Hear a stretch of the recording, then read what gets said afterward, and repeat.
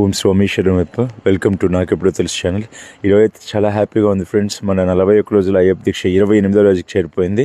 ఈరోజు ఈ సందర్భంగా మేము దర్శించుకున్న పుణ్యక్షేత్రం శివకోడు, వెస్ట్ గోదావరి చాలా అద్భుతం. స్థల పురాణం అయితే ఆ పూజారి గారి మాటలోనే వినండి.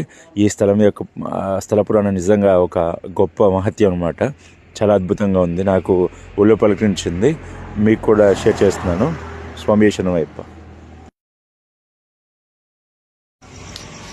త్రేతాయుగం నాటి శివలింగం. మనకి రామాయణం జరిగిన తర్వాత రాముల వారు రావణాసురుని మొత్తం వచ్చిన తర్వాత ఆయనకి బ్రహ్మహత్య మహాపాతకం చుట్టుకున్నాడు. కొంతకాలం ఆయన రాజ్యాన్ని పరిపాలించలేదు. నా స్వామికి ఏమైనా రాజ్యాన్ని పరిపాలించట్లేదని ఆంజనేయ స్వామి వశిష్ఠ మహాముని దగ్గరికి వెళ్ళి అడిగారు, నా స్వామికి ఏమైనా రాజ్యాన్ని పరిపాలించట్లేదు.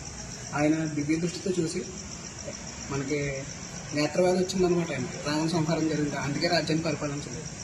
ఎంతైనా రావణాసుడు ఒక బ్రాహ్మణుడు, ఆ బ్రాహ్మణుని హత్య చేసినందుకు కానీ బ్రహ్మహత్య మహాపాతకం చుట్టుకుందని చెప్పి చెప్పారనమాట. ఆయన నిత్యం 9 కోట్ల లింగాలు ఖర్చు చేసేవారని రావణాసుడు, అంత గొప్ప శివభక్తుడు అనమాట. అందులోంచి 1 కోటి లింగాలు తీసి ప్రతిష్ఠించామని చెప్పగా ఆయన తమిళనాడు మొదటి విగ్రహం కంకణం కట్టుకుని తదుపరి 5 దేశాలు ఇక్కడికి వచ్చేసరికి ఇది 1 కోట లింగం. ఇదంతా ఆంజనేయ స్వామి సహాయంతో చేశారనమాట.